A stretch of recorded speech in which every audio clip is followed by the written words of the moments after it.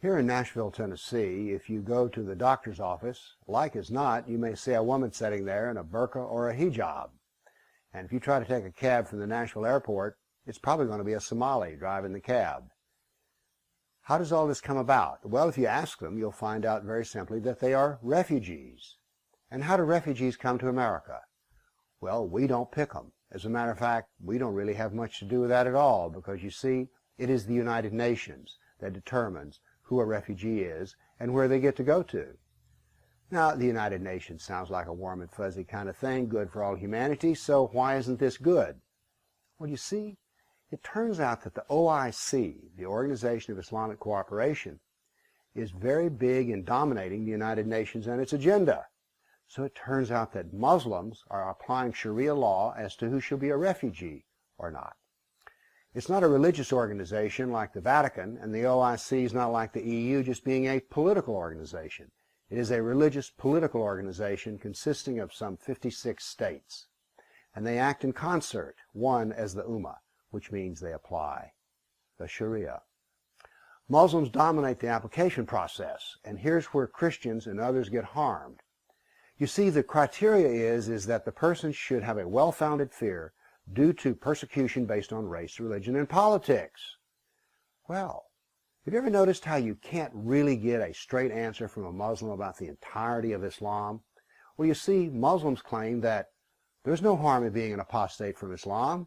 What will they tell you? You can't find anything about apostates in the Quran. No, you don't. You find out about killing apostates in the Sharia and the Sunnah, the Hadith. So therefore, we have people who believe that apostasy is a crime, but in public say, oh, no, it's not a crime at all.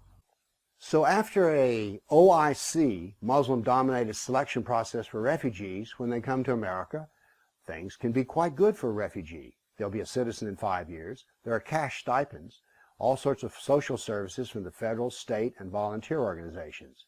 I've even been there when the ACLU gives refugees lectures on how to demand their rights and how to work the system and do it well.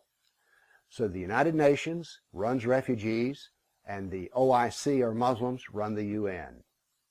This has got to change. This may seem obvious when I state it, but why can't Americans choose who comes to America? And since Christians are getting the shaft here and harmed, why is it that churches cannot demand that it become a political issue? Why can't a church member, why can't a Christian ask a congressman running for Congress, why do we let the United Nations choose who's a refugee? Why can't we pick and choose?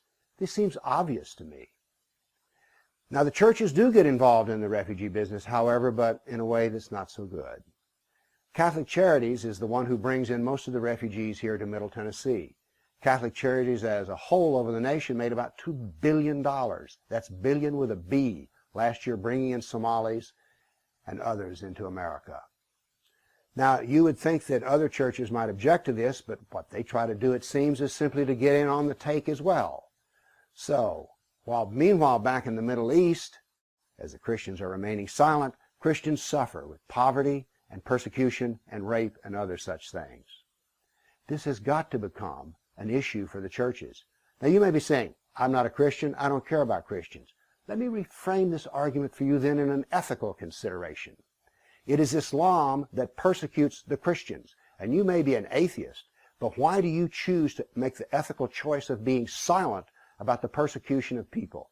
Your silence supports the oppressors. Meanwhile, the oppressors get a free ride to come to America and get all the freebies. So whether or not you're a Christian, this has to stop. We need some sovereignty here. So let's have the UN out of the refugee process in the United States. Let's have the United States choose who we want to have as refugees in this country. Thank you.